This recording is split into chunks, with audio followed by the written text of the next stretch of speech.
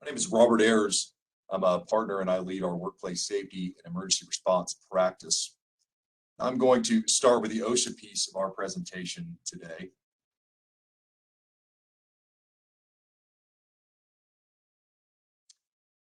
And specifically the new COVID-19 vaccination and testing ETS. So let's start with what is the ETS? You may have heard this term being thrown around the past few days. It is an emergency temporary standard issued by OSHA. And it was issued in response to President Biden's COVID-19 action plan. If you will recall, in September, President Biden announced that he was going to ask the Department of Labor to ensure that employers with more than 100 employees had their employees vaccinated or tested. This is the implementation of that action. This is the second ETS by OSHA relating to COVID-19. OSHA previously issued their healthcare ETS back in June, and that is still in effect. So some of you on the call who are in the healthcare industry certainly familiar with that. Good news that we'll talk about in a little bit is if you are covered by that healthcare ETS, you're not going to be covered by this ETS. So first and most common question, does this OSHA ETS require all of your employees to be vaccinated? No. This allows a testing option if your employees choose not to be vaccinated. At a high level, what this requires is if you have 100 or more employees, you need to ensure your employees are vaccinated or that they provide weekly testing of COVID-19, a negative result each week, that they come into the office or interact with other individuals or customers.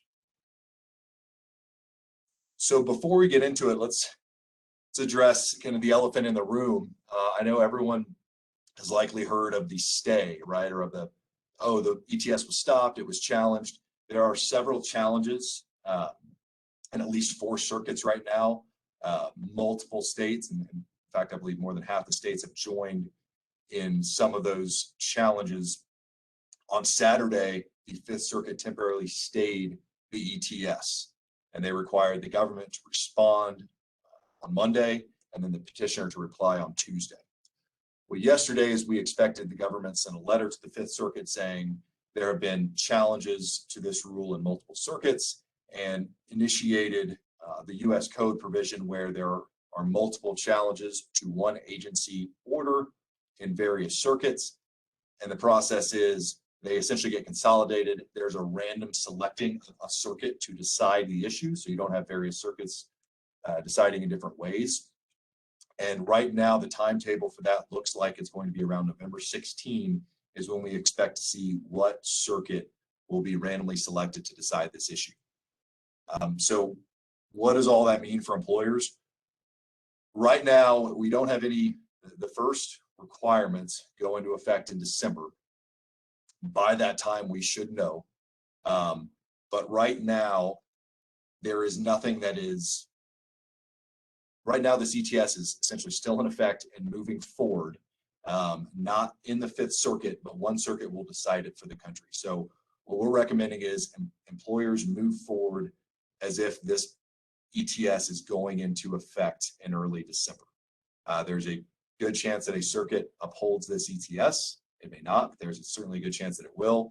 And in that case, employers are going to need to be ready to show compliance in less than a month from now. And so we are recommending employers make steps forward, including developing their plan and some of the requirements that we talk about throughout this presentation until and unless a circuit, a randomly selected circuit, decides otherwise. Another issue we're getting a lot of questions about, state plans. I'm in a state plan state. Is this going to apply to me? Before we get into that, let's talk about what is a state plan state. So OSHA, as you all know, is a federal agency. They also allow states, if they wish to apply for a state plan, and if that is granted, that state now runs occupational safety in their state. So I listed common examples there in the West: California, Nevada, New Mexico, Utah, and Wyoming. All of those states have state plans, meaning federal OSHA does not essentially operate in those states. They have their own state agencies that enforce occupational safety.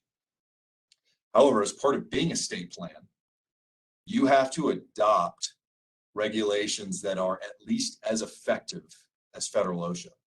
And so that applies to the ETS. So for any state plan, that state plan has the option to adopt the ETS wholesale or adopt other standards that are at least as effective as this ETS. And they have to do that by December 5, 30 days within publication of the rule. So a question we're getting is, well, what if they don't, right? What if Utah OSHA, UOSH decides we're not adopting this ETS? Well, then the federal government through the Department of Labor can move to revoke that state plan. And as an example of how that might happen, OSHA recently warned Arizona, South Carolina, and Utah for this very same thing. Those three states had not fully implemented the first ETS that we talked about earlier, the OSHA healthcare ETS. And so the Department of Labor through OSHA sent letters saying they were going, the Department of Labor was considering moving forward, revoking their state plans. So as of right now, if you are in a state plan state, continue to monitor like everybody, like every other state, continue to monitor the status of the challenge as it goes to a circuit court. And then also look for what your state is going to adopt. It's likely they may adopt it wholesale. They may also decide we're going to adopt all of these, not this section of the ETS. They have that flexibility. We just continue to watch that and see how they adopt. But your deadlines will likely be similar, but the full extent of what you're going to have to comply with may be slightly different depending on your state.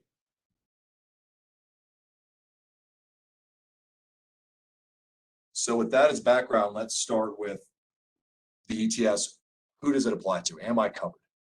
So it's very broad in that any employer with 100 or more employees is covered, right? A very broad initial coverage. And then we look at exemptions. So if you are covered by the federal contractor and subcontractor guidance, which if you are, you're very familiar with, this ETS is not going to apply to you. If you are covered, as we talked about earlier, by the healthcare ETS that came out in June, this ETS is not going to apply to your workplace where the healthcare ETS applies. Those are stated in the rule. A couple other that are not specifically stated in the rule, but are also, you're going to be exempted from this ETS, is if you are under MSHA jurisdiction. This is an OSHA rule. OSHA does not have jurisdiction where MSHA has jurisdiction. So if you are a mine covered by MSHA, that mine is not going to be subject to this OSHA ETS. Continue to monitor MSHA guidance and their rules relating to COVID. But at this time, we've seen no indication from MSHA that they're going to release a similar mandate. And then finally, if you are a state and local employer in a federal state, right, in a state without a state plan. So if you're in Colorado, Idaho, Texas, if you're a state or local public employer in that state, then this ETS is not going to apply to you. Reason there being federal OSHA does not apply to state and local employees. So if you're a state and local employee or state and local employer, you're not going to be covered unless you're in a state plan state, if that makes sense, because state plans do apply to their local and state employees and employers.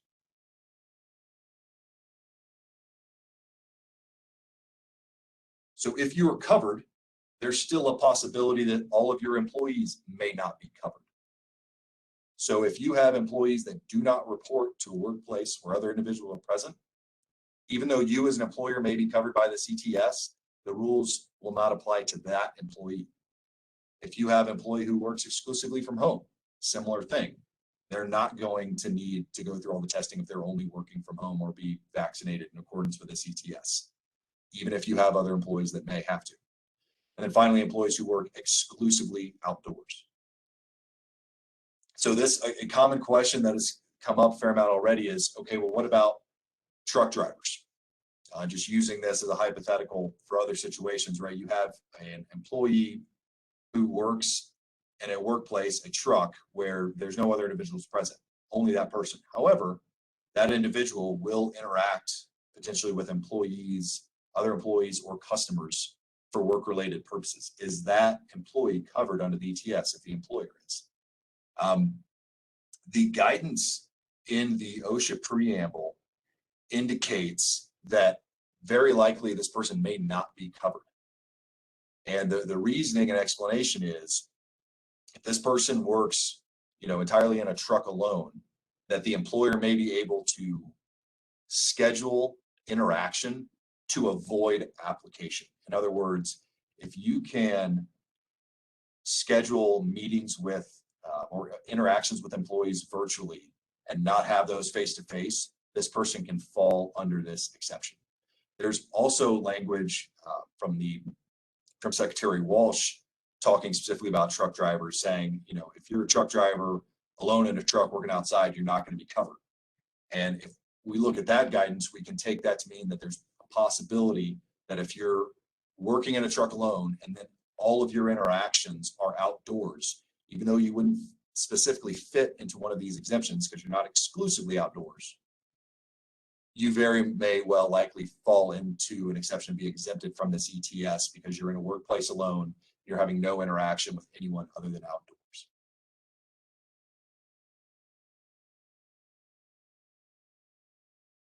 So what does 100 employees mean? How do we determine 100 employees? So it's across your organization, and it's at any time on or after November 5. So if you have 101 today, you're covered. If 2 people leave tomorrow and you drop below and you're now at 99, you're still covered. If you hit 100 or more at any time while this ETS is in effect after November 5, you are covered. You're going to count all your employees across all US locations. You need to count your part-time employees, but you do not need to count independent contractors, and you do not need to count temporary employees that are supplied by a staffing agency. Those employees need to be counted by that staffing agency, not by you. Another common issue is multi-employer work sites, where maybe we have 70 employees, but our work site has 200 because of other employees from whether they're independent contractors or employed by another company. We only count our employees. So if we only have 70 employees total, if there's more than 100 at that work site, that's not the issue. If we have 70, we don't have 100, we're not covered. One question we got in advance that I wanted to make sure I addressed is, what do we do in the situation where we have related entities, right? We are a corporation with multiple affiliates and subsidiaries. What do we do? Are all those employees counted together, or are they counted separately? The ETS itself does not specifically address this issue, but in the preamble, it says if there are 2 or more related entities, they can be regarded as a single employer for the purposes of this act if they handle safety matters as one company. And so if you are handling safety all essentially as one, OSHA guidance is going to say you need to count employees all together. If you're handling them separately, right? If you have a subsidiary that handles it separately, an affiliate that handles it separately, you do not need to count all those employees together. But there is a possibility that if you are essentially acting as one, especially for safety purposes, you may need to count all of your employees, and they collectively can reach that 100 mark. Franchisee, franchisor also, if you have independently owned and operated franchises, those do not need to count to the corporate level. If they're independently owned and operated, those are counted separate. So just a couple examples before we move forward. If we have 150 total employees, about 100 work from home, right? So we only have 50 employees. As we talked about earlier, if you work exclusively from home, you are not covered. So if we only have 50 employees that are coming into the office, are we covered? Yes. It's how many employees you have as a company. So if we have 150 employees, we're covered by the ETS. Another example, if we have 110 employees, but 80 are actually our employees and 30 are just supplied by a temporary staffing agency, we would not be covered.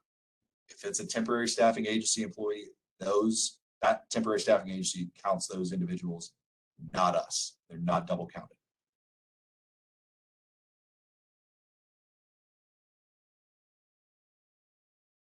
So after all that, right, if we apply, if we have 100 or more people, we're not covered by MSHA, we're not covered by healthcare ETS, we are this large group of, different numbers out there, but 85 plus million employees that this potentially covers. What do we need to do?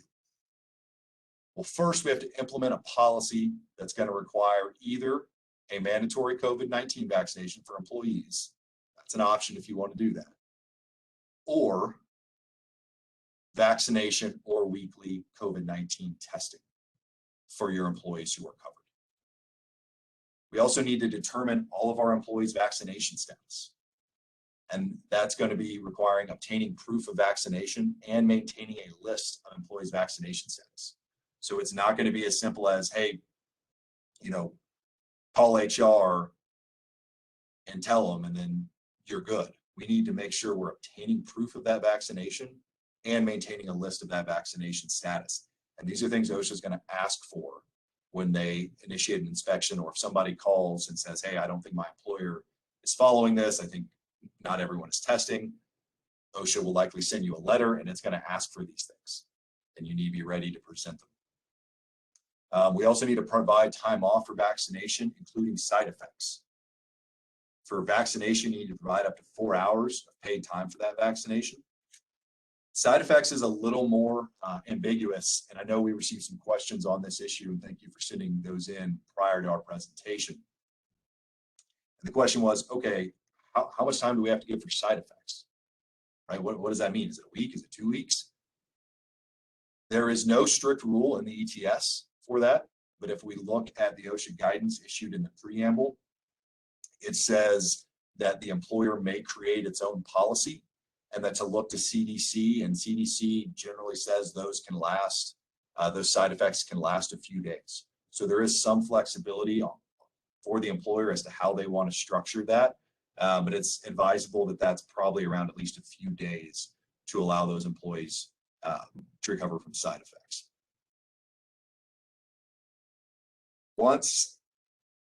So this is the requirement that takes place in January.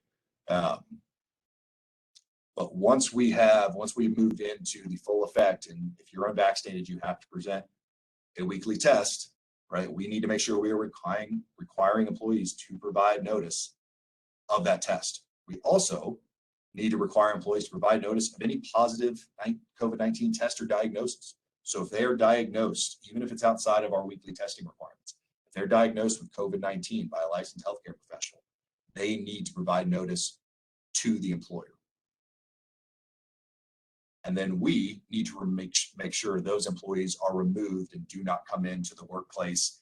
And there are some different return to work options in the ETS.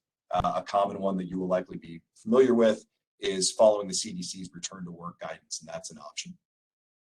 But we do need to make sure that those employees are removed and that they're following the return to work requirements and not returning to work before they're allowed to. We also need to ensure every unvaccinated employee wears a face covering. And that applies to any times they're indoors or in a vehicle with another person. There are a couple exceptions. For example, if they're in a closed office by themselves. And importantly, the language in the ETS talks about the barriers, and it's not going to apply to kind of an open office cubicle situation. It needs to be full barriers, full walls. We also need to train each employee on the requirements of the ETS. This is really important. When this comes out, we are going to need to make significant steps, actionable steps, and highly recommend you record those steps and when you took them to train your workforce on the ETS, on the policies that you have implemented to comply with the ETS, and on COVID-19 vaccine safety. And I put that in there specifically because I think that a couple people that I've spoken with have been pretty surprised that this ETS is saying you need to advise your workforce on the safety of COVID-19 vaccines. And you do. That is straight, plain language of the standard. So make sure when you're adopting and creating your training program that you look to the ETS and its requirements, pretty straightforward, to make sure you're checking those boxes of exactly what you're communicating to your employees. Finally, we need to make sure we're reporting our work-related COVID-19 fatalities and inpatient hospitalizations. Work-related being key here.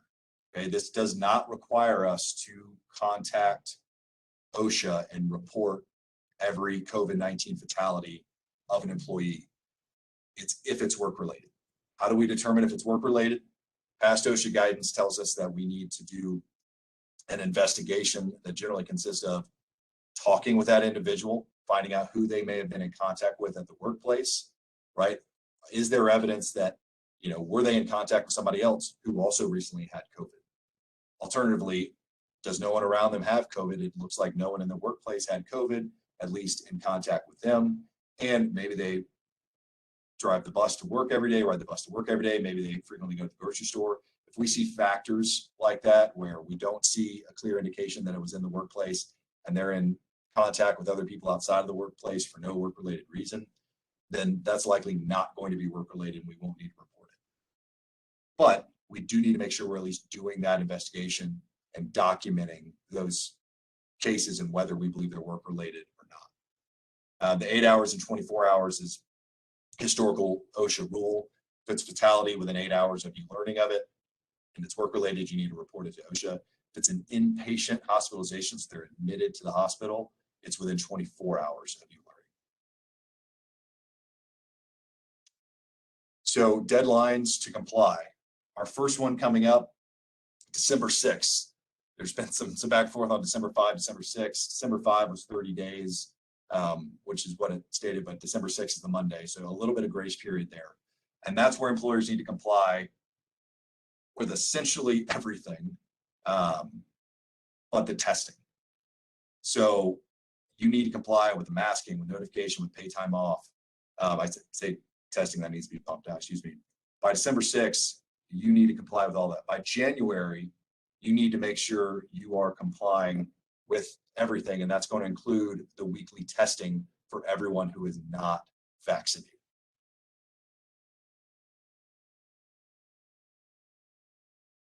So I've tried to address the questions that we received ahead of time throughout, but I want to stop and hit a couple extra questions that we received in advance of this presentation. And first, what COVID-19 tests are acceptable, right? So if we have a policy that says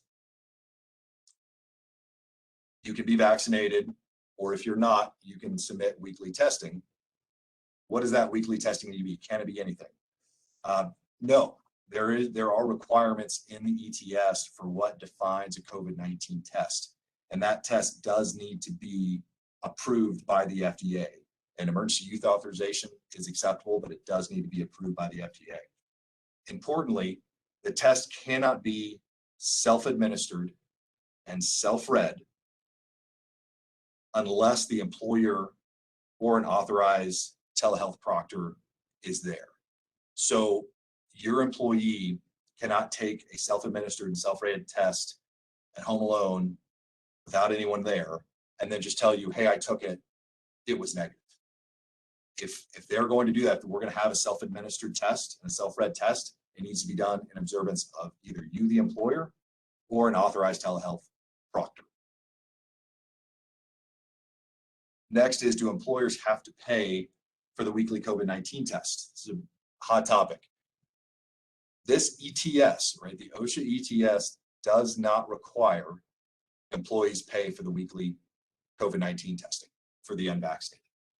However, you may have state and local requirements that are going to apply that are going to require you to pay. I believe California, it's likely that employers are going to have to pay for those weekly COVID-19 testings. So this ETS does not require it. OSHA is not going to require it, but make sure you're checking with your state and local requirements to see if they are going to require the employer to pay. Because it's a work-related requirement, some states are going to require the employer to compensate and pay for those tests. What records are acceptable of vaccination verification? So this one is pretty strong. This is not, we've seen in the past in areas that have required determination of vaccination, hey, just have somebody sign saying they've been vaccinated and that's good, right? And then keep a list of that. This is a little bit, the OSHA ETS is not that flexible. It's a little bit stronger. It's essentially going to allow you or require you to collect some proof of vaccination. That could be the record of immunization from your healthcare provider. It could be a copy of the vaccination card that we're very familiar with, other immunization records from public health agencies. But it's not going to allow an employee just to say, I've been vaccinated, and I'll sign my name to it. Unless, right, there is an exception. If an employee is unable to produce any acceptable proof of verification, then that employee can sign and date a statement that says, I've lost and I'm otherwise unable to provide any evidence of my vaccination, but I declare that I have been vaccinated. And I think if possible, try to include when and which vaccination received. So in general, that's only an exception. We need to collect and store proof of our employees' vaccination if they are vaccinated. Only if they cannot provide, they have lost and unable to provide any other type of proof, can we move towards the option of having them sign and date a document saying they've been vaccinated. So what if an employee has a religious or medical exemption from vaccination? Religious and medical exemptions continue to apply to the ETS, and specifically do apply to the ETS. So this is not a vaccine-only mandate, so there's always an option for testing, but OSHA has also opened the door to maybe you have a religious or medical exemption from taking a weekly test. Maybe you have a religious or medical exemption from wearing a mask. They've left open that door that may be a possibility, and employers should work with their employees to make reasonable accommodations for those sincerely held religious beliefs or medical exemptions. So the door is not closed on those at all. To the contrary, those need to be considered on a case-by-case basis for each employee. And then finally, what do I need to tell employees about this ETS? Can I just let them know, hey, you need to be vaccinated or submit the testing? No. As we talked about earlier, there are specific training requirements that we need to make sure we are educating our employees about. That includes the requirements of the ETS, right? It includes our policies on how we're going to implement the ETS. And again, as I referenced earlier, just state the language to be more clear, the COVID-19 vaccine efficacy, safety, and benefits of being vaccinated. And the way you can do that is by providing a CDC document called Key Things to Know About COVID-19 Vaccines. Good way to just make sure your employees have access to that. You provide them a copy and you can meet those requirements by doing that, so you're not having to create your own definition and explanation of COVID-19 vaccine safety. You'll also need to make sure you're educating your employees about discrimination rules, right? That you are not going to be discriminated against for raising a health and safety complaint. You're not going to be discriminated against for reporting COVID-19 illness in the workplace, right? That just in general, you are not going to be discriminated against for raising any health or safety issue, including something related to COVID-19. If the employee wants to wear a mask, even though they are vaccinated, they are absolutely allowed to do that. And you're not going to discriminate against them for wearing a mask or a face covering. One note on the face covering issue that I know is sensitive is there is an exception for face coverings where it would create a greater hazard or is infeasible in light of the workplace setting or that person's work.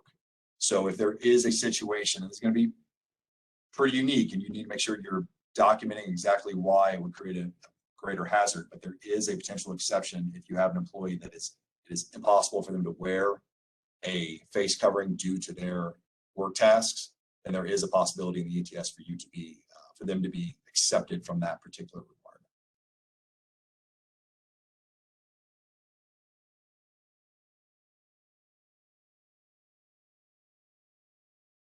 So with that, I'm going to hand it over to Kim to talk about the CMS vaccine mandate. Thanks, Robert. I appreciate those comments. Just to give everybody some bearings, Robert, of course, just talked about the OSHA rules. I'll cover the CMS vaccine mandates that apply to healthcare workers And then our colleague Jordan Walsh will come in at the end and talk about the employment-related issues that this all implicates. To support the stuff that I'm going to talk about, we will provide you or have provided you with certain written materials, including the actual rule with the CMS commentary, the CMS healthcare staff vaccination FAQs. If you haven't looked at those, that is a great resource. That answers a lot of the questions I know that I've gotten already. So we'll make that available to you if you haven't already got it. We'll also make available an article that I did that contains a bunch of other resources and links that can help you as you prepare your policies. All right, when we're talking about the COVID requirements for covered facilities, the COVID requirements for healthcare workers only applies to certain covered facilities. It doesn't apply to all healthcare workers. Specifically, it only applies to those facilities that are certified by Medicare or Medicaid, essentially that they have to comply with the conditions of participation or conditions of coverage for Medicare, the regulations dealing with health and safety standards. So it's not all providers. The specific facilities that are covered by that would include hospitals and critical access hospitals, ASCs, nursing facilities, rural health centers, FQHCs, community health centers, hospices, home health agencies, and a bunch of other providers that are listed right up there. The rules themselves have different regulations that apply to each one of those different types of facilities, but they share common elements. So we're going to talk about those common elements. With that said, depending on the facility type, you really ought to crack the rules and take a look at the specific requirements that are applicable to your organization. Those are all set forth there in that slide. Well, that's who it covers, those covered facilities. Who does it not cover? Well, anybody who's not one of those covered facilities are not subject to the Medicare health and safety regulations. If you're not participating in Medicare or you are not regulated concerning your health and safety standards, you're not going to be covered by the CMS mandate. For example, independent provider practices, they're not covered. Assisted living facilities or group homes, those are regulated by states, not by the feds, and therefore they're not covered. Medicaid home health services and others, unless you fit within those certified facilities. But even if you're not covered directly by the rule, just beware that the CMS mandate may apply indirectly to you. For example, if you are a physician in an independent physician practice, but you have admitting privileges at a facility, at a hospital, or if you practice at an ASC, then the rule won't apply to you directly, but it will apply to that ASC or the hospital, and that hospital will require you to be vaccinated. In addition, remember that even if you're not covered by the CMS mandate, you may be subject to the other mandates, including the OSHA rules that Robert just talked about. There's the separate requirement for federal contractors, and several states have their own mandates. So you still may have to comply with those. Well, if you are covered by the CMS rules, what must you do? Well, by December 6, 2021, you've got to implement the policies and procedures to vaccinate your covered staff. I'll talk more about what those policies and procedures require. In addition, the covered staff, if you've got covered staff, they must receive the Johnson & Johnson vaccine or the first dose of the Pfizer or Moderna vaccine before they're allowed to provide any care, treatment, or other services for the facility or its patients, unless they are exempted or they can't be vaccinated because of contraindications. So come December 6th, you either got to make sure that these people have received that first dose of the vaccination, or you can't allow them to not only render patient care but to provide any services on behalf of the organization. So by December 6th, you got to get your policies in place, and you got to make sure they get their first dose of the vaccine. Then by January 4th, 2022, that's when all staff must be fully vaccinated unless they are exempted or they can't get vaccinated because of a contraindication, and so their vaccination is going to be delayed. Now, in general, the rules mean fully vaccinated. That means that you have to receive the final dose plus it's been an additional 14 days, right? So if it's the Johnson & Johnson or the Janssen vaccine that is just a one dose, you'd have to receive that one dose. If it's Pfizer or Moderna, then you'd have to receive both doses plus the additional 14 days. Now for that January 4th deadline, however, the government has cut you some slack. So for purposes of the January 4th deadline, you don't have to worry about the additional 14 days. Instead, the staff just have to have received the final dose of the vaccination to be considered to be fully vaccinated for purposes of this initial rollout. Now, important point. Robert stressed that under the OSHA rules, there's a testing alternative. For these covered facilities, there is no testing alternative. It's vaccination. Vaccination or nothing unless they can fit within an exemption. It's only vaccination that you can do. Well, who does it apply to? What staff? Well, the policies and procedures for the vaccine mandate must cover the following personnel. For purposes of my discussion, I refer to them as covered staff, regardless of their clinical responsibility or patient contact. It doesn't matter if they're in the back office. It doesn't matter if they're, housekeeping, they're not having direct patient contact. It still applies to them if they are a facility employee or a licensed practitioner that provides services at the facility. So it could be an independent medical staff member with admitting privileges at the facility. It also applies to students, trainees, and volunteers. So I received a question about, preceptorships or things like that. Yeah, it applies to any of the students, trainees, and volunteers at your facility, and any other individuals who provide care, treatment, or other services. It's not just related to clinical responsibilities, but any other services for the facility and or its patients under contract or by any other arrangement. That is the catch-all. It's anybody generally who is going to come into your facility or have contact with your people at your facility, not just patients, but other covered staff, then it is going to apply to them. That your policies have to extend to them. Now, in the commentary that accompanied the rules, the government did acknowledge that, there is some leeway here, that in evaluating this for like independent vendors or contractors who come in, you may consider the frequency of their presence, the services they provide, and the proximity to patients and staff in deciding whether or not they are covered by this policy and they need to be vaccinated. They gave the example of for somebody who comes in on an annual basis to check your elevator. In that situation, they may not need to be vaccinated. They gave you the example of a plumber who comes in to fix a leak in a room where there's no other direct patient contact. They may not need to be vaccinated. On the other hand, if you've got a construction project going on at your facility and those construction workers are going to be there for a few days and they are going to interact with staff because they're using the same restroom or the same cafeteria, in that situation, they would generally expect you to require those contractors to be vaccinated. So it's pretty doggone broad. Well, who does it not apply to? Well, those policies and procedures for the vaccine mandate do not need to cover staff who provide telehealth exclusively or other staff who provide support staff services for the facility, so long as it's done outside the facility setting and they do not have any other direct contact with either patients or other covered staff at the facility. So they are truly an island. They are off on their own.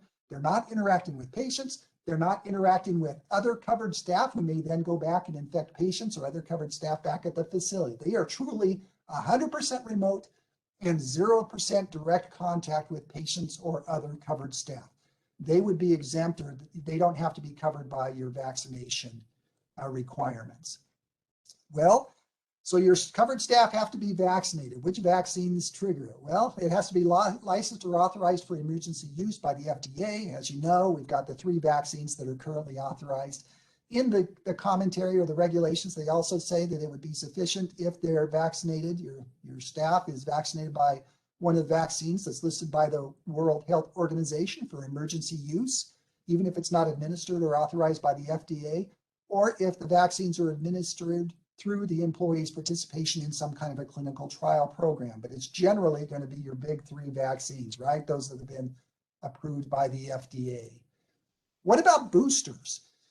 Well, under the current rules, they define fully vaccinated as having received the final dose of those primary vaccinations. So it doesn't require or mandate boosters. Interestingly enough, it does require your policies to track boosters, but the rule itself does not require your staff to receive the boosters, at least right now. Now, the commentary that goes along with that did warn that, you know, this is a very fluid situation and that rule may change in the future. All right, so this is the big thing you guys need to be working at, right? This may be the most important slide. You've got to have your policies and procedures, and there's a checklist of the things that your policies and procedures have to address. So these are the things that need to be in your policies and procedures. You need to be drafted.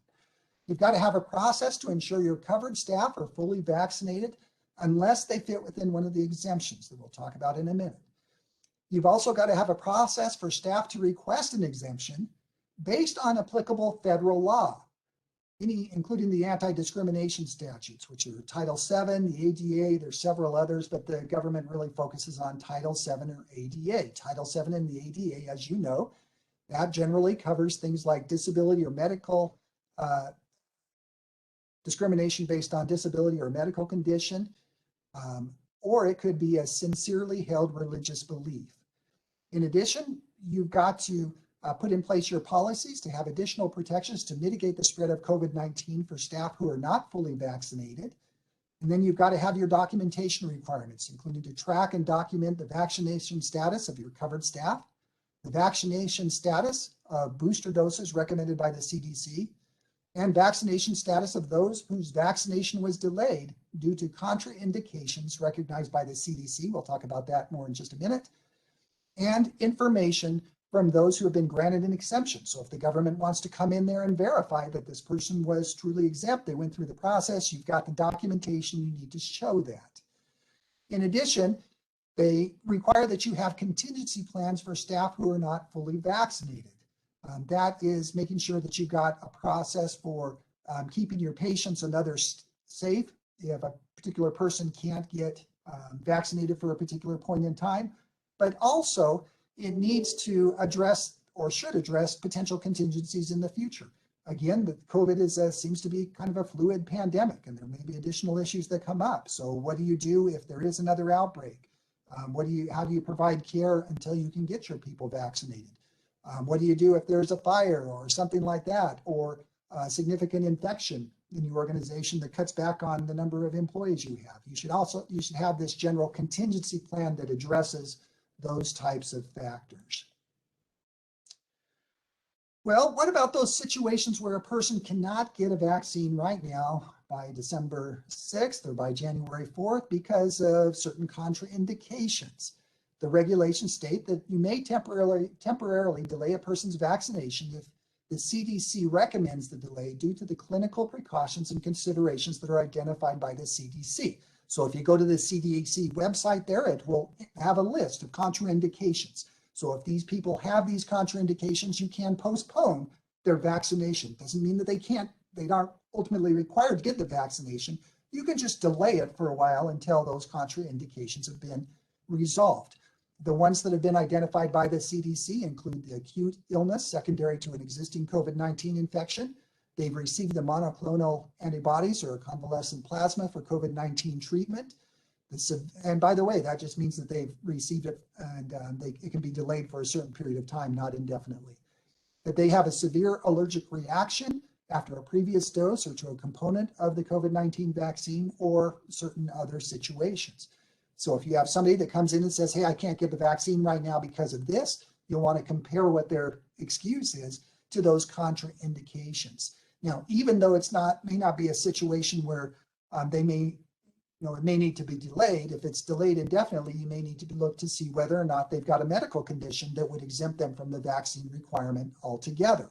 So as part of your process, your policies, you've got to establish a process by which employees may request an exemption because of those federal laws like Title VII or the ADA.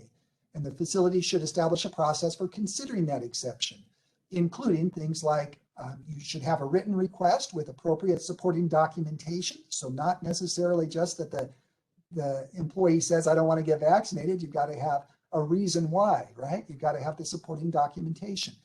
You ought to probably, This is not required by the regulation, but you'd ought to have knowledgeable persons who understand the process for handling those requests for authorization, who are trained and know the standards under the EEOC and otherwise, that they can address and consider those authorizations so that they review it and approve or disapprove the exemption.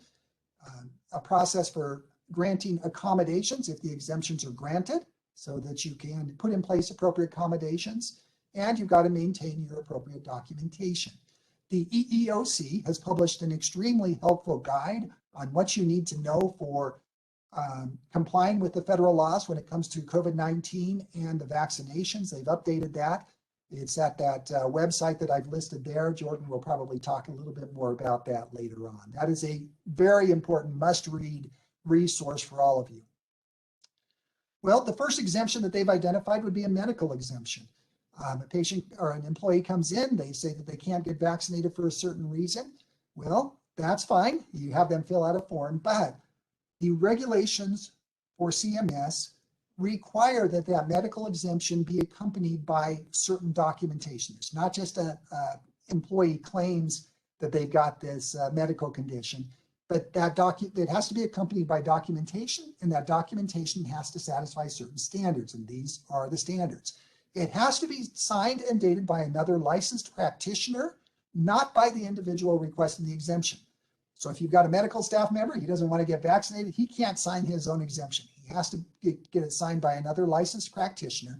And that practitioner has to be somebody who's acting within the scope of the practice as defined by and in accordance with all applicable state and local laws. So it has to be a licensed practitioner acting within the scope of their practice. That practitioner has to fill out some kind of a form or document that contains the following information.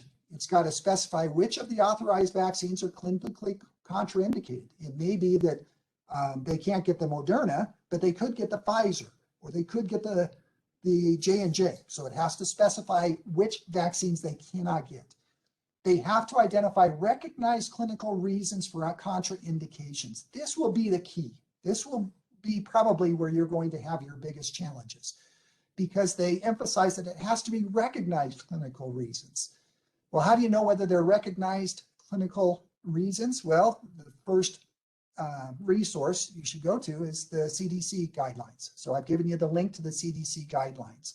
If it's not on that CDC list, then you ought to be a little bit suspect, because the government will be suspect if they come in. It can't be just simply you've got some kind of quack who's saying that this is contraindicated. You ought to align it with the recognized clinical reasons or contraindications. And in addition to having that information, you've got to have the practitioner statement, that licensed practitioner statement recommending that the staff member be exempted from the vaccination based on the recognized clinical contraindications. So when you develop your form, there is no specific form that you must use. The government hasn't published a form for this particular exemption.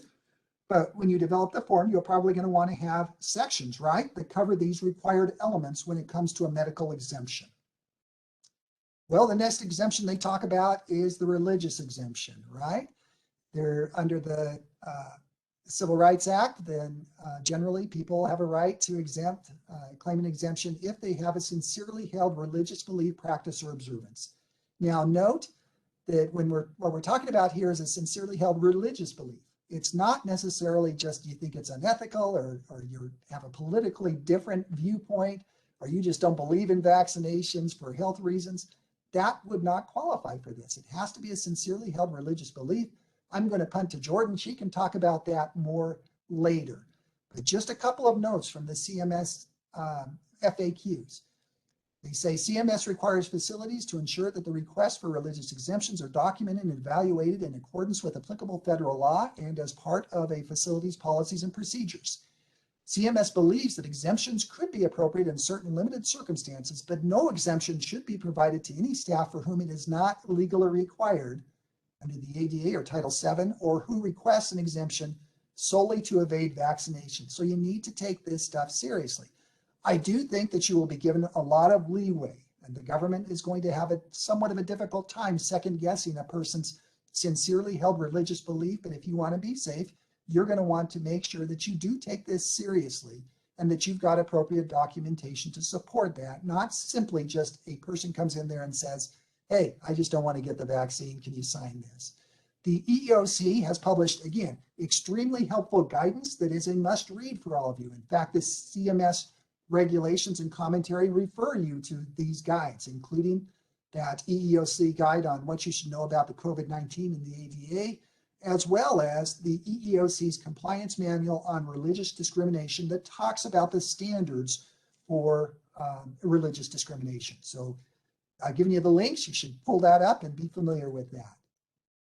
Well, assuming that a person, a religious or medical exemption is appropriate, then you've got to put in place appropriate accommodations and precautions for the unvaccinated persons. We received a lot of questions about, well, what is required for those accommodations? The CMS guidelines don't really tell us. They simply say, they refer us to like the EEOC and the CDC for identifying appropriate accommodations. Presumably, those would include the types of things you're already doing, right?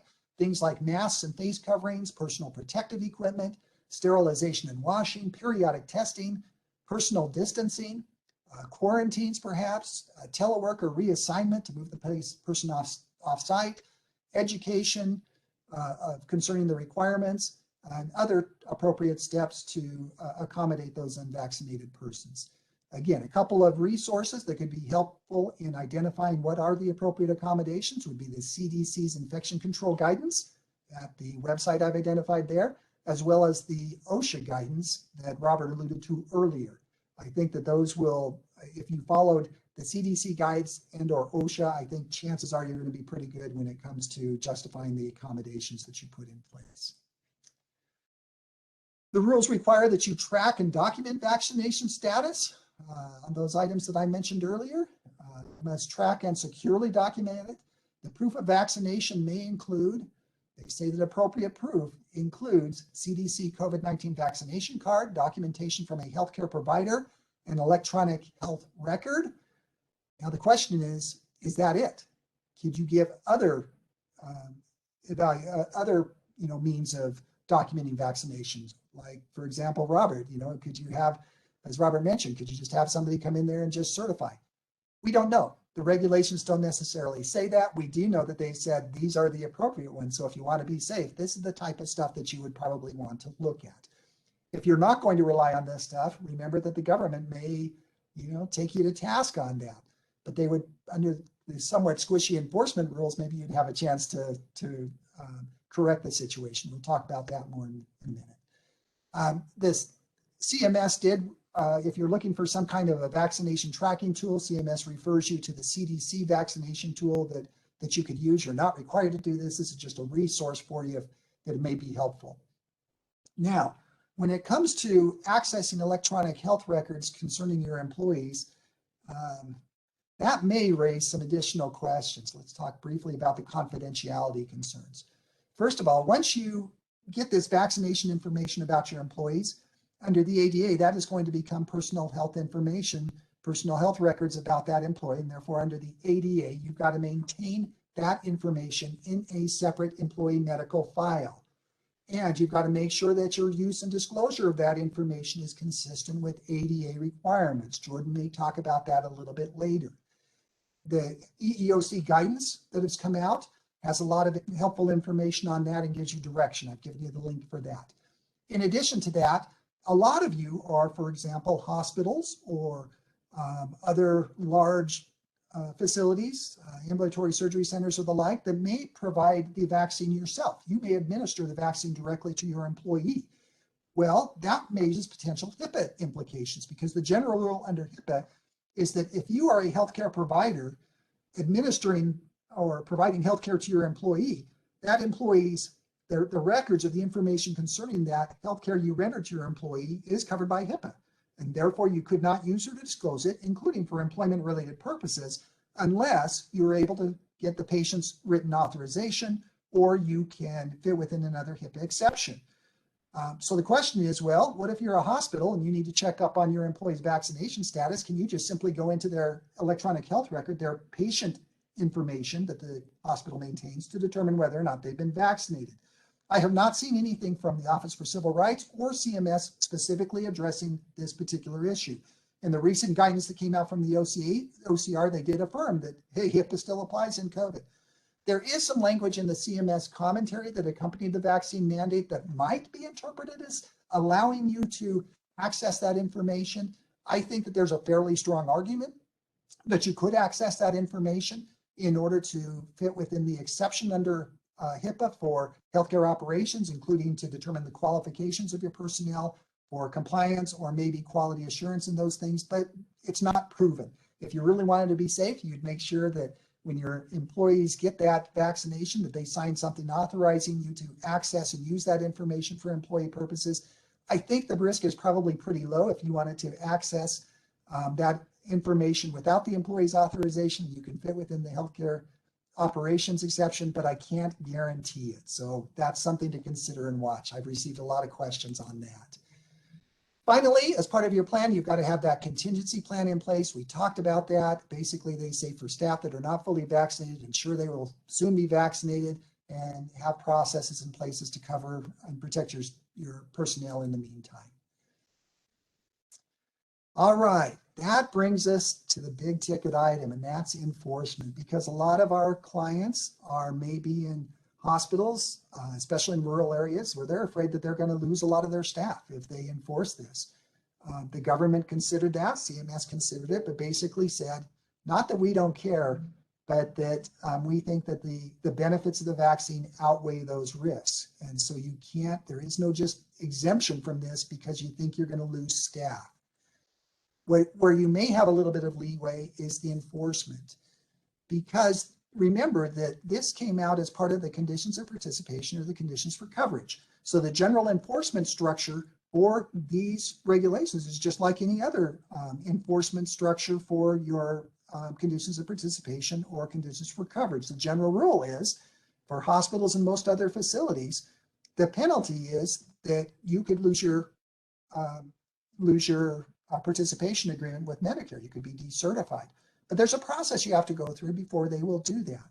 Now, for SNFs, for skilled nursing facilities, hospices, and HHAs, the government has other penalties. They can impose civil monetary penalties, denial or payment on future admission. So there are more immediate penalties for you guys if you don't comply. For other entities like hospitals, really, the way that the government will enforce this is they'll have to do a survey. If there's a complaint, they'll send out a complaint survey. If it's not, it'll be as part of the recertification survey. Now, those surveys are going to take a while to do, right? The government indicated in the CMS regulations that they will be reviewing and updating their survey criteria, sending out to the survey agencies. So first, that has to go to the survey agencies. Then the surveys would have to come out and evaluate you to determine what is the appropriate course of action. In all cases, if you get an adverse survey, the government will give you a chance to correct the situation before they terminate the provider agreement. If you go to the FAQs that are published that I referenced, the government specifically talks about this enforcement process. And they said in all cases, healthcare facilities have an opportunity to return to compliance before termination. And then they say that you'll be subject to the standard right 3 tiers that apply to most facilities, whether it's immediate jeopardy, a condition level, citation, or standard. In the context of the vaccination issue, they define an immediate jeopardy citations to indicate a serious scope of noncompliance, failure of the provider to address deficiencies, and close interaction with patients of unvaccinated staff. Termination of the provider type will occur within 23 days following the citation, if not immediately addressed. On the other hand, a conditional level citation includes substantial noncompliance that needs to be addressed to avoid termination. A standard level citation indicates minor noncompliance where, with respect to this rule, almost all staff are vaccinated. The provider has a reasonable policy in place to educate staff on the vaccinations, and the provider has procedures for tracking and monitoring vaccination rates. CMS generally allows for continued operations subject to the facility's agreement to a CMS approved plan of correction. The point here is, for those of you who are worried about having to shut down, there's a process that we'll go through for enforcement. Unless you're a SNF or a hospice or an HHA, the government would have to do the survey. They'd have to come in there and cite you and give you some period of time to correct.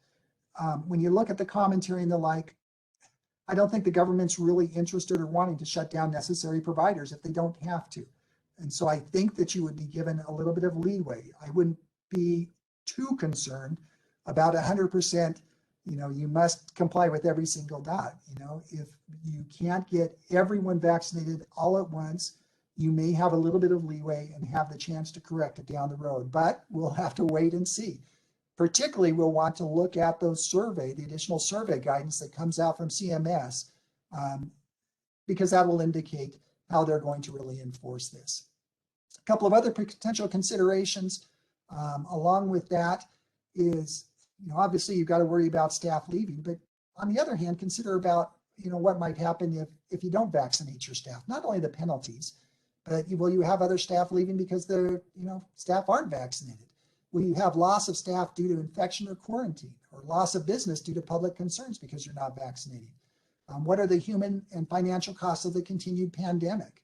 And is there a potential for negligence claims by patients or other staff members if you don't implement these rules or follow these rules? Then theoretically, I suppose they could sue you under negligence per se or the like. So there are other considerations about the vaccination. I know it's a highly contested issue, but make sure you consider those. As far as the legal challenges, Robert mentioned the challenges that have applied to OSHA. Those are limited to OSHA. Other challenges may be out there against the CMS regs, but there currently is no injunction against CMS, at least as of 30 minutes ago when I checked the last. That could change at any time. But right now, these rules are going forward.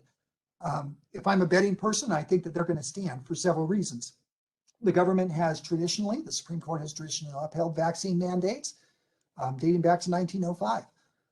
CMS specifically takes the position that its rules preempt contrary state laws or local laws. And in addition, maybe one of the reasons we haven't seen the same challenge for the CMS rules is these are drafted in as part of the conditions of participation. And historically, the courts have been willing to give federal agencies more leeway in imposing conditions that are associated with the receipt of federal money. The theory there is, hey, if you don't like those conditions, then don't participate in the program. Because of that the courts have been more willing to uphold those types of conditions. And so this situation is different than OSHA. I doubt that it's going to be overturned, but we'll have to watch. So what do you need to do? Well, first, consider the application of the other mandates, including the OSHA, federal contractor. Do you just have to comply with CMS, or do you also have to comply with the OSHA rules? If so, you need to make sure your policies address both. You should educate your staff, consider employee benefit incentives. If you've got staff that are holding out, are there things that you can do that would incentivize them to participate in the vaccine mandate? Jordan will talk, I assume, more about that in a little bit. You should review, update, and create your policies by December 6th, either your new policy or update your existing policies, particularly infection control.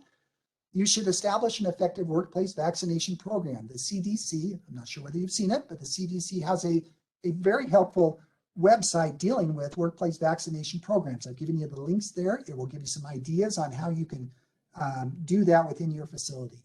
Consider application to facility personnel. Which people are going to be covered by this? What about other vendors and contractors who are coming in from the outside? Have you got students coming in?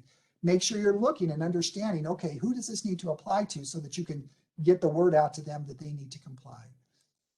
You should review and update your contracts with contractors or other vendors, because now you've got this new requirement. Hopefully your contracts require them to comply with applicable laws and comply with hospital policies. If so, you're probably golden. If not, you need to update your contracts to make sure that it accommodates these new rules. You should review and update your medical staff rules and bylaws and regulations for the same reason.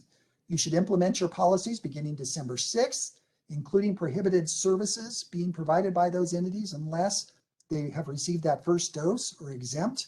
Consider requests for exemptions, implement accommodations for those to whom exemptions are granted, implement other appropriate precautions to protect the staff and others. You should require full vaccination by January 4th. Track and document your vaccination status, and of course, watch for further developments, including any court challenges, any additional guidance from CMS, particularly the survey guidance that will come out, because that may give us a clue as to how strongly the government's going to enforce that. All right. With that said, if you need additional information, we published a bunch of stuff on vaccines on our website. We've got a bunch of other information on our website. You can access that for free. And I will turn the time over to our colleague, Jordan Walsh, who's going to talk about kind of the labor and employment aspects of all of this. So Jordan, are you there? Can you take over? I'm here. Hi, everyone. I'm Jordan Walsh. I am a labor and employment law associate at Holland Hart at its Reno office, and I'll be discussing the labor and employment law implications of the ETS, the vaccination mandates, and OSHA's requirements. So let me see here. I'm trying to.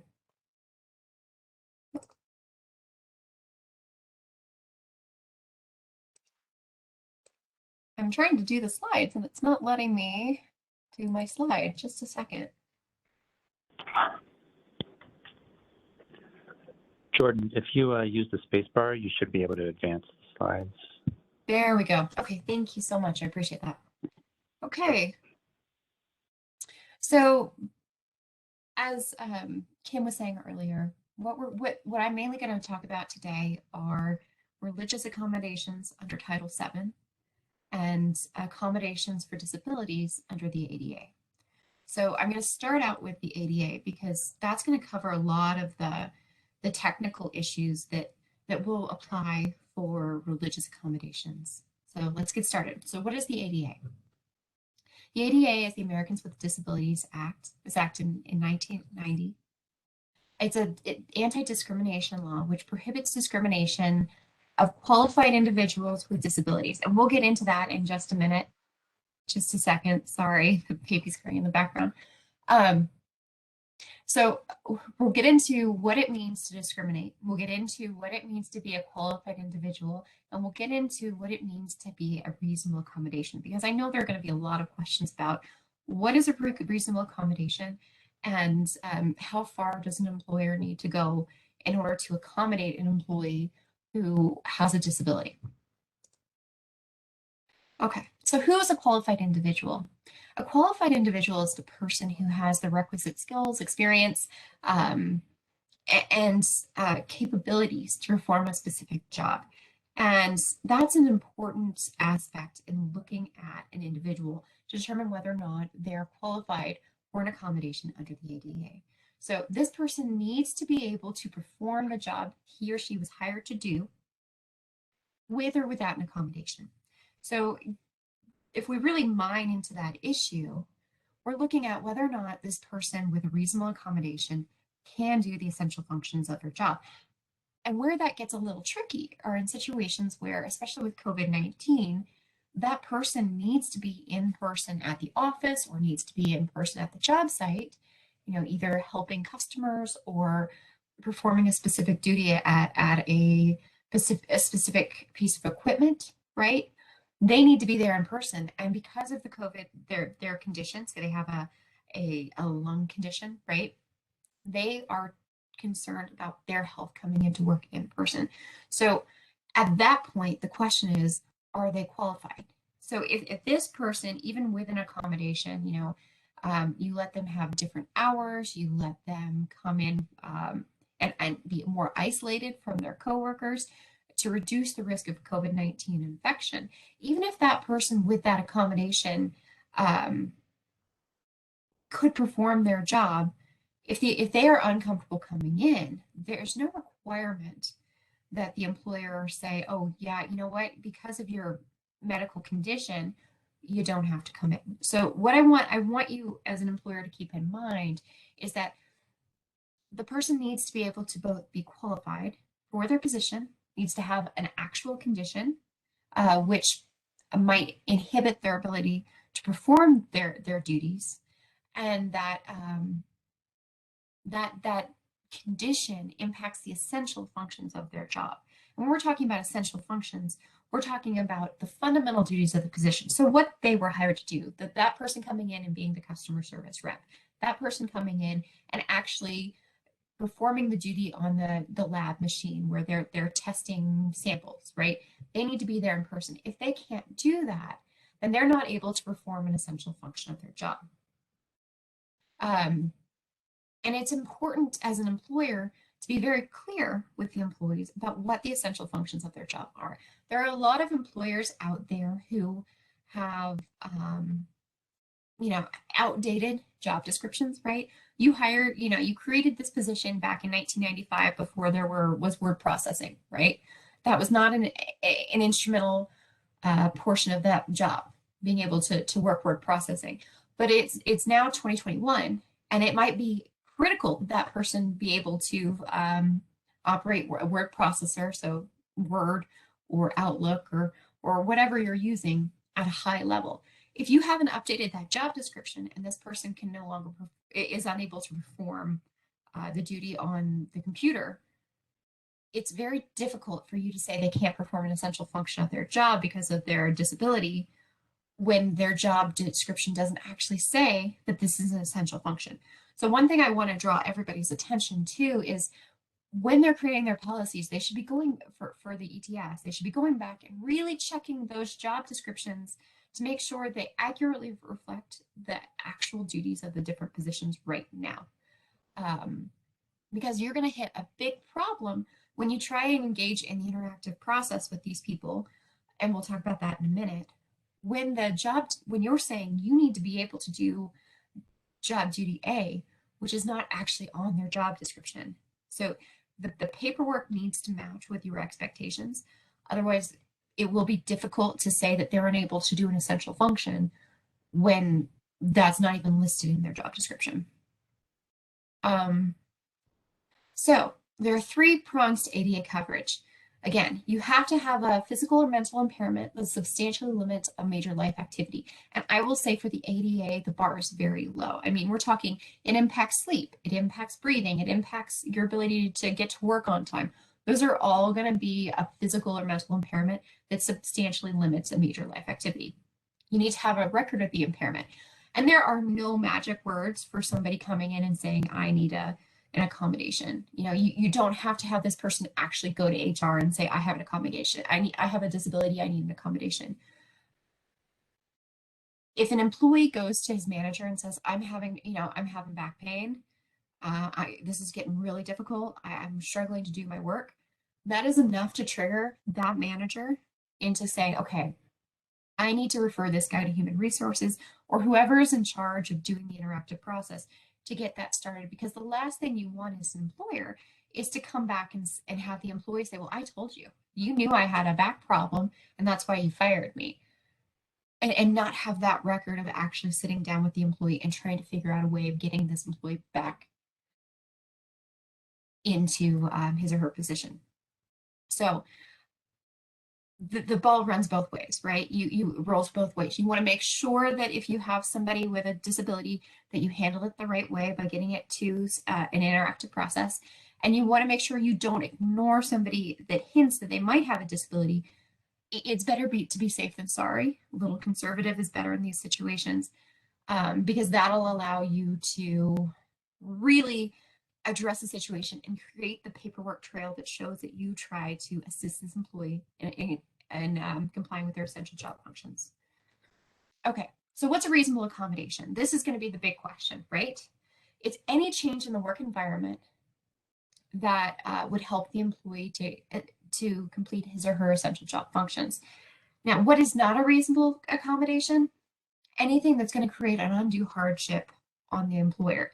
And I will say expense alone is not definitive. So what you need to do is a case-by-case analysis about what the cost of the accommodation is for this specific employee. Again, just because you give the accommodation to employee A doesn't mean you have to give it to employee B, right? Because each situation will be employee specific. But what you want to be sure of is that you're not giving your gold star employees preferential treatment over your, bare minimum employees. Okay, so in order to, so the direct threat allows an employer to dismiss an employee or move an employee, depending on the situation, where that employee's disability creates a direct threat in the workplace. And let's think about this. This is a situation where the health condition makes it unsafe for the employee to work. Let's think of a pilot who's getting vertigo, right? It's not safe for that pilot to be flying a plane while they're experiencing vertigo. So they're creating a direct threat of substantial harm. And if you can't, if you can't address that threat with an accommodation, right? This is a long-term thing. This is not going away. It's the result of a chronic disease. Now this person can no longer be a pilot. They can't fly planes because they have vertigo. That's a situation where you want to consider letting the employee go because they can no longer do the essential functions of their job, even if you were to give them an accommodation. Okay, so then here's the direct threat analysis. I'm almost out of time, so I'm going to skip over it. It's in the slides, so you can go back and look at it. But really what you're looking for is, how long is this going to last? How severe is the problem, and how severe is the potential harm to the company, right? What's the likelihood of potential harm? And what's the imminence of the potential harm? So how risky is this situation really? It's a case-by-case analysis. You want to have medical judgment. In these cases, it's best to get a physician certification where you send the employee to his or her doctor or medical provider, and you ask that provider to write back and tell you what restrictions the employee needs in order to conduct their job safely.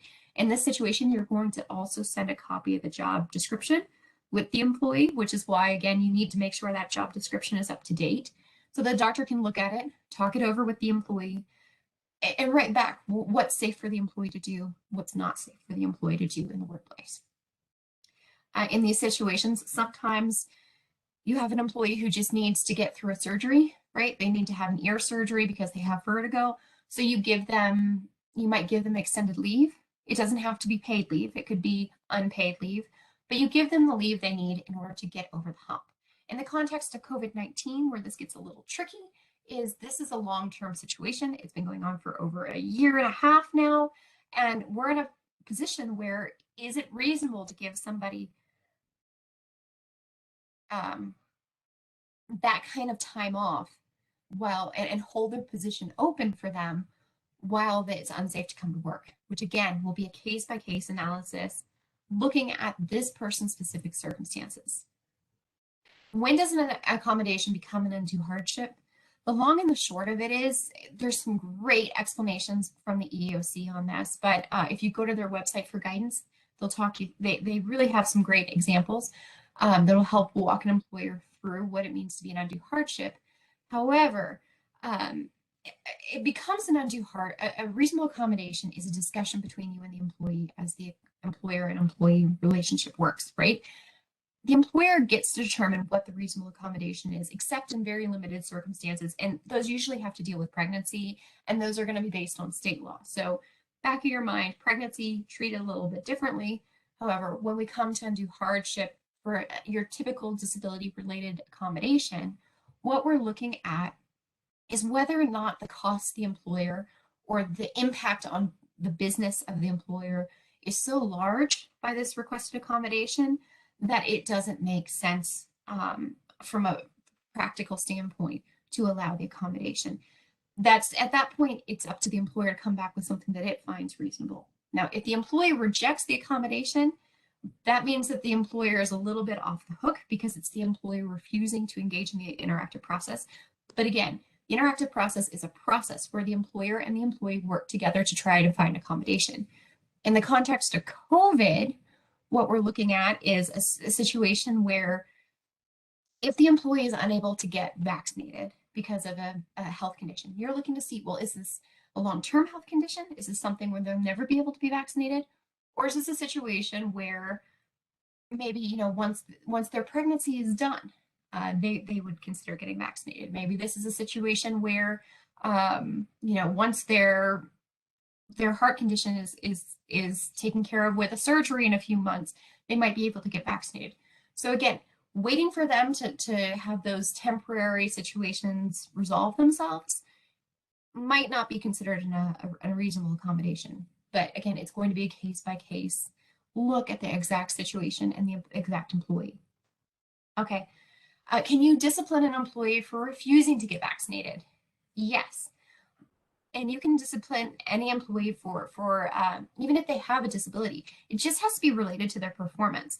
And where we get into trouble is where we start disciplining them because of their disability. That's not allowed unless the disability is making them unsafe in the workplace. Say they're engaging in unsafe conduct with hand tools, or they're making threats of violence against their employers based on a mental condition, which is what happened in Mayo v's PCC Structurals.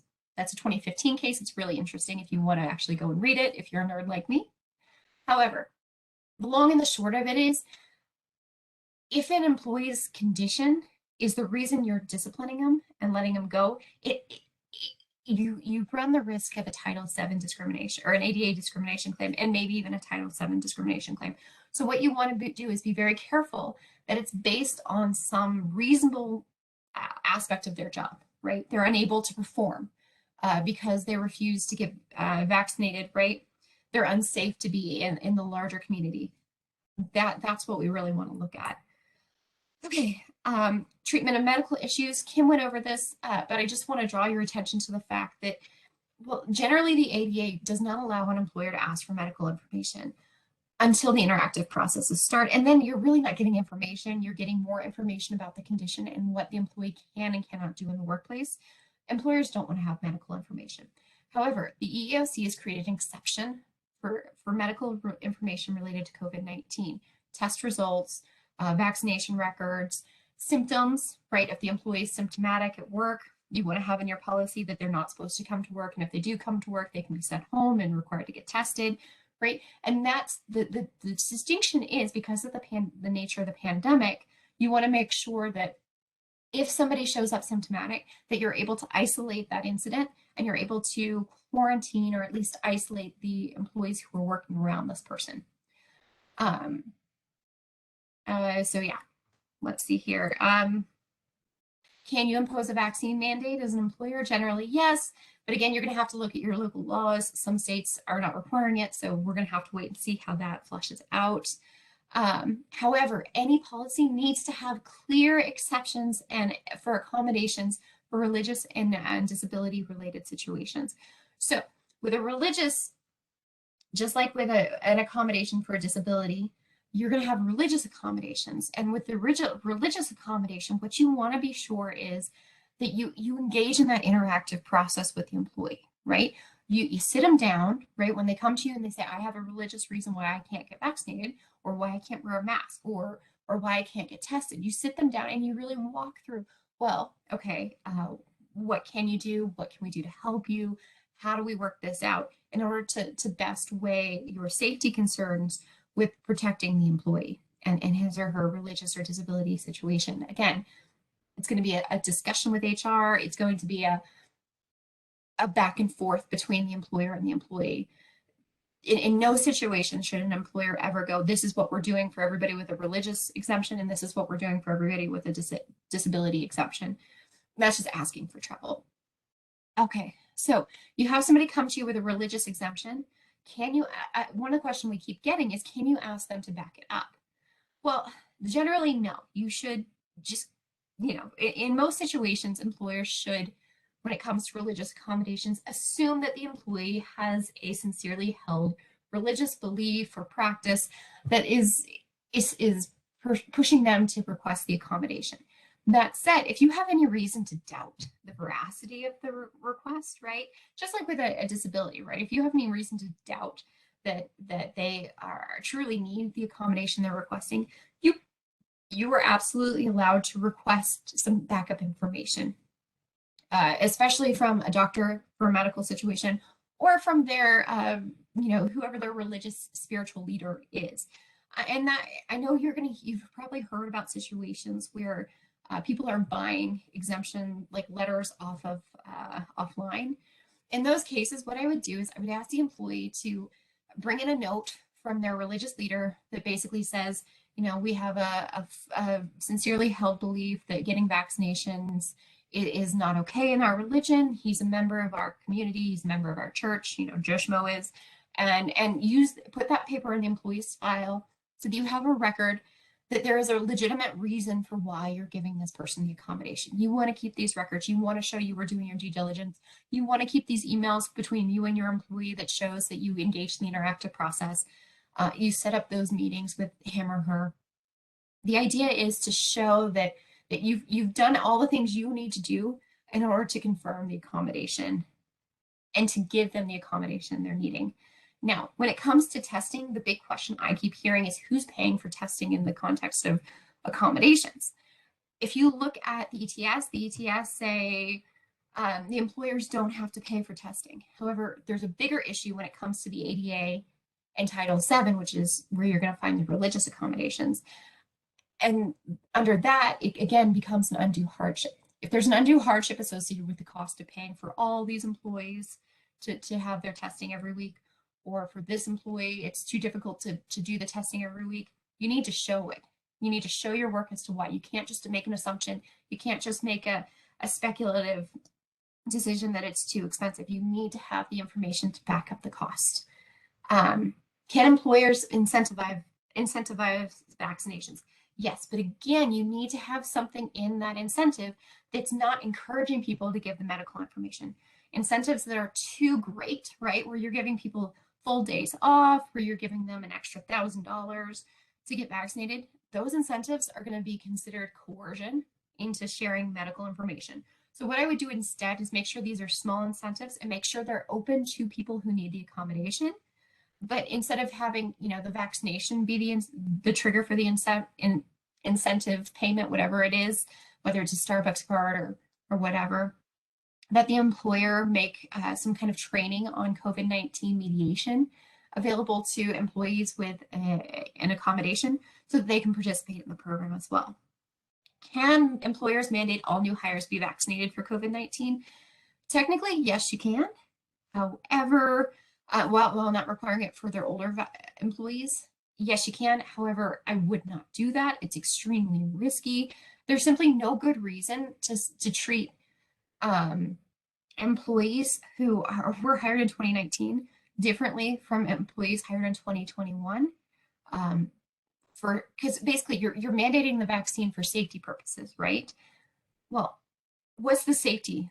What's the safety purpose when Joe Schmo hired in 2019 doesn't have to be vaccinated, but somebody doing the exact same job in the exact same space in 2021, Jill Schmo hired in 2021 needs to be vaccinated. You're just undermining your cause. So I would highly recommend employers not do that.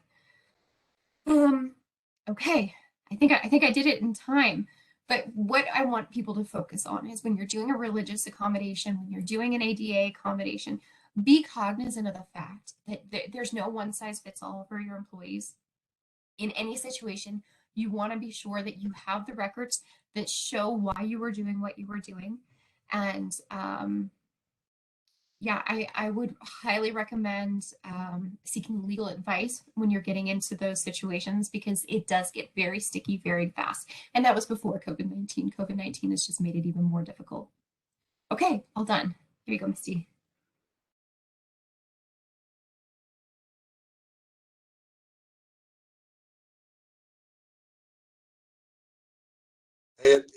It's Robert. Just I think we're past time, but I was trying to look at the questions and wanted to address some of them for those that can stay a couple minutes on. One of them was, as it relates to OSHA ETS, what about natural immunity?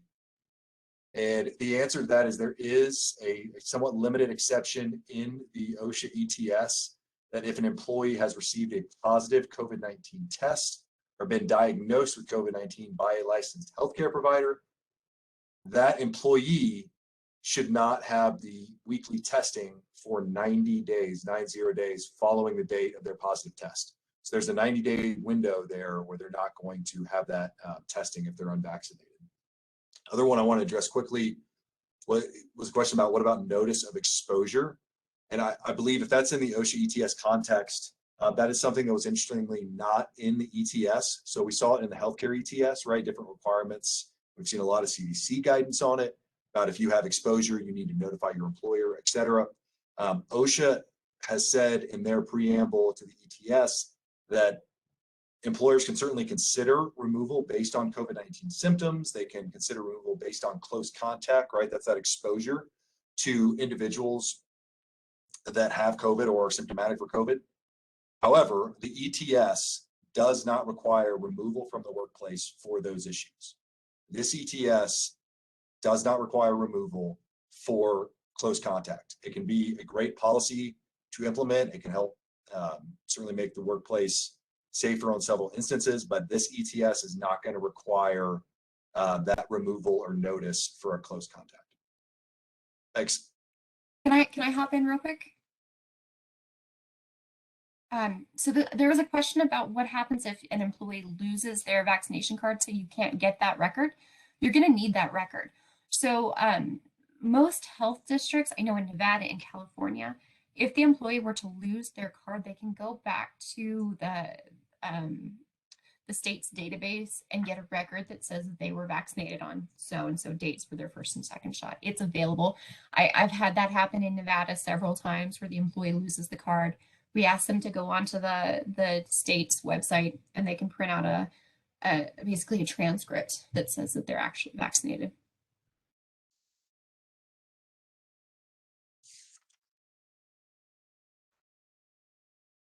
Okay, what do we do now?